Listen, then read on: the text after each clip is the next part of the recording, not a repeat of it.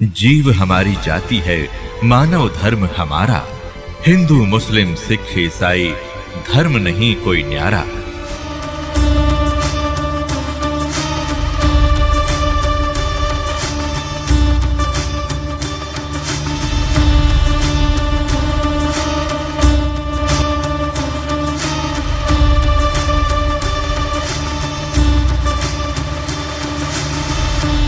वकालत करते हैं मुसलमान धर्म के प्रवक्ता, मांस खाने की वकालत करते हैं। क्योंकि देखो, अगर कुरान शरीफ में या किसी पुराण में, वेदों में और गीता में मांस खाने का कहीं प्रावधान नहीं है। यदि किसी पुराण में और यदि किसी कुरान में और यदि फिर बाइबल में, इससे आगे जहां परमात्मा ने, उस अल्लाह अकबर ने, समर्थ भगवान ने 6 दिन में सृष्टि रची, 7वें दिन वो तो तख्त पर बैठ गया जाकर विधान बता के कि किसी ने भी मांस नहीं खाना है, ये खाने की वस्तुएं तुम्हें हलाल हैं, बाकी सब हराम है। इससे आगे कोई लेख उल्लेख है, चाहे वो पुराण में है, चाहे कुरान में है, चाहे बाइबल में या तौरात में है, या चाहे अन्य किसी इंजिल में है या जबूर के अंदर है, वो अल्लाह अकबर का आदेश नहीं है, वो किसी अन्य देव का आदेश है। उसका आदेश पालन करके आप उस अल्लाह अकबर के विधान को तोड़कर दोषी बन जाओगे। नबी मोहम्मद नमस्कार है, राम रसूल कहाया, 1,80,000 को सौगंध जिन नहीं करत चलाया, अरस कुरस पर अल तकत है, खालिक बिन नहीं खाली, और वह पैगंबर पाक पुरुष थे साहिब के अब्दाली। उसी परमात्मा ने कहा है कि जो नर गोश्त खाते हैं प्रत्येक राक्षस जान, इसमें संशय है नहीं, हिंदू खाइयो चाहे मुसलमान। कहते जो मांस खाते हो प्रत्येक राक्षस हैं, चाहे हिंदू हो चाहे मुसलमान। ये तुमने अपना फार्मूले आप बना रखे, उन महापुरुषों के आदेश नहीं है। कहते हैं मांस खावे सो ढेढ़ सब, और मद पीवे सो नीच, और कुल की दुर्मति पर हरे, भगवान कहे सो ऊंच। कहते मांस खावे सब ढेढ़ है, चाहे हिंदू है चाहे मुसलमान, सिख है या ईसाई। और कहते हैं मद पीवे सो नीच, शराब पीते वो महान नीच आदमी है, और अपने कुल का भी नाश करते हैं। केवल जो उस अल्लाह अकबर का सच्चा नाम जपते हैं वही ऊंचे हैं।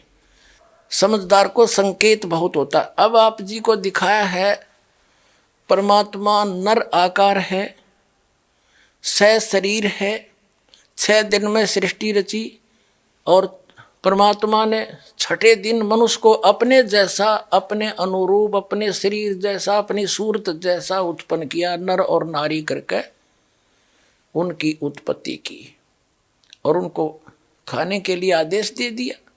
अभी आपने पढ़ा, आप फिर भी पढ़ सकते हैं।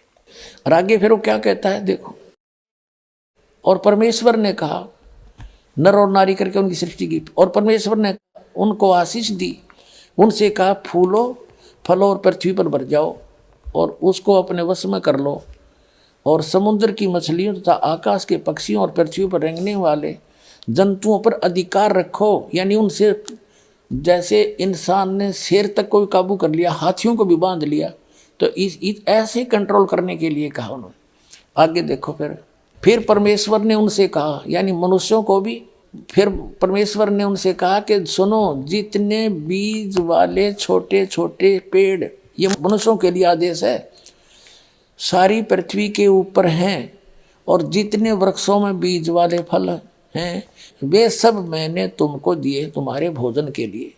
मनुष्य के लिए उस अल्लाह ताला का आदेश, अल्लाह अकबर, जिसने 6 दिन में सृष्टि रची, 7वें दिन तख्त पर जा बैठा, वो है अल्लाह अकबर है। वो अल्लाह कबीर है, वो कंप्लीट गॉड है, वो सर्जनहार है, वो क्रिएटर है। उस क्रिएटर का आदेश नहीं है मांस खाने का मनुष्य को, ये पशु पक्षियों को भी नहीं है। आगे देखो,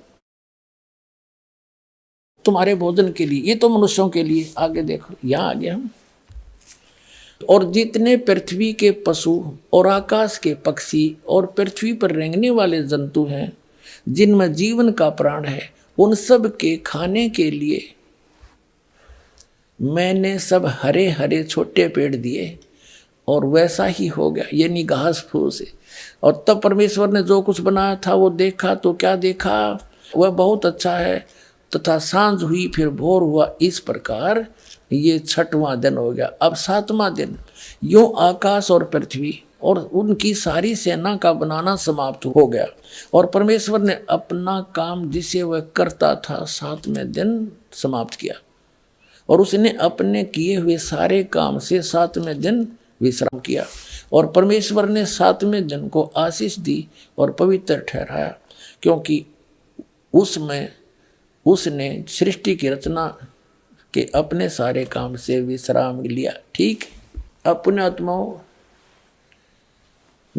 जो क्रिएटर है, जो सबका रचनहार है, जो अल्लाहू अकबर है, जो सुप्रीम गॉड है, उसने 6 दिन में सृष्टि रची, 7वें दिन तख्त पर जा बैठे।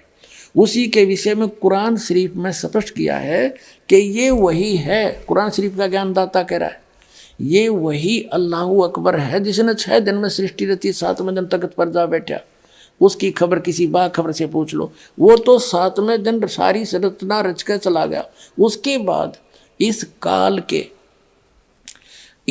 के अंतर्गत आ गया बागडोर, और इसने फिर अपने 3 पुत्रों को ड्यूटी दे रखी है।